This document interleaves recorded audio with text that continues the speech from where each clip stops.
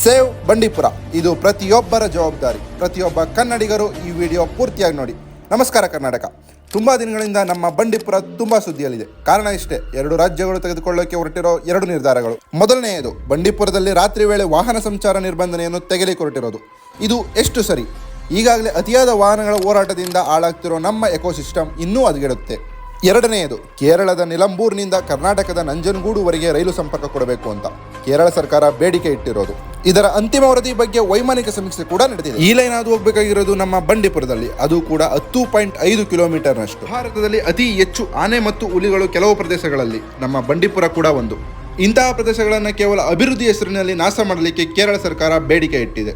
ದಯವಿಟ್ಟು ಈ ಬೇಡಿಕೆಯನ್ನು ನಮ್ಮ ರಾಜ್ಯ ಸರ್ಕಾರ ನಿರಾಕರಿಸಬೇಕು. ಸೇವ್ ಬಂಡೀಪುರ ಇದು ಕೇವಲ ಆನ್ಲೈನ್ ಕ್ಯಾಂಪೇನ್ ಆಗಬಾರ್ದು. ಸ್ವಚ್ಛಂದವಾಗಿ ಓಡಾಡ್ತಿರೋ ಅದೆಷ್ಟೋ ಮೂಕ ಪ್ರಾಣಿಗಳಿಗೆ ನಾವು ಬೆನ್ನೆಲುಬು ಆಗೋ ಅಭಿಯಾನ ಆಗಬೇಕು. ನಮ್ಮ ಬಂಡೀಪುರ ಉಳಿಯಲೇಬೇಕು. ಏಕೆಂದರೆ ನಮ್ಮ ಅರಣ್ಯಗಳಲ್ಲಿ ರಾತ್ರಿ ವೇಳೆ ಸಂಚರಿಸಬೇಕಾದದ್ದು ವಾಹನಗಳಲ್ಲ, ಪ್ರಾಣಿಗಳು. ಯಾಕಂದರೆ ಬಂಡೀಪುರ ನಮ್ಮ ಹೆಮ್ಮೆ. ಇದು ನಾಶ ಆಗೋಕೆ ನಮ್ಮ ರಾಜ್ಯ ಸರ್ಕಾರ ದಯವಿಟ್ಟು ದಾರಿ ಮಾಡಿಕೊಡ್ಬಾರ್ದು. ಅಭಿವೃದ್ಧಿ ಹೆಸರಿನಲ್ಲಿ ನಮ್ಮ ಕಾಡನ್ನು ನಾಶ ಮಾಡೋಕ್ಕೆ ಹೊರಟಿರೋ ಎಲ್ಲ ಚಟುವಟಿಕೆಗಳು ನಿಲ್ಲಬೇಕು. ಕರ್ನಾಟಕ ಸರ್ಕಾರ ನಿಲಂಬೂರು ಮತ್ತು ನಂಜನಗೂಡು ರೈಲು ಸಮೀಕ್ಷೆಗೆ ಅವಕಾಶ ನೀಡಬಾರದು ಮತ್ತು ಈ ಯೋಜನೆ ತಿರಸ್ಕರಿಸಬೇಕು ಮತ್ತು ಬಂಡೀಪುರದಲ್ಲಿ ರಾತ್ರಿ ಸಂಚಾರ ನಿಷೇಧವನ್ನು ಮತ್ತೆ ಮುಂದುವರಿಸಿ. ಈ ವಿಡಿಯೋ ಕರ್ನಾಟಕದ ಪ್ರತಿ ಮೂಲೆ ತಲುಪುವವರೆಗೂ ಶೇರ್ ಮಾಡಿ. ಏಕೆಂದರೆ ಸೇವ್ ಬಂಡೀಪುರ ಪ್ರತಿಯೊಬ್ಬ ಕನ್ನಡಿಗನ ಜವಾಬ್ದಾರಿ.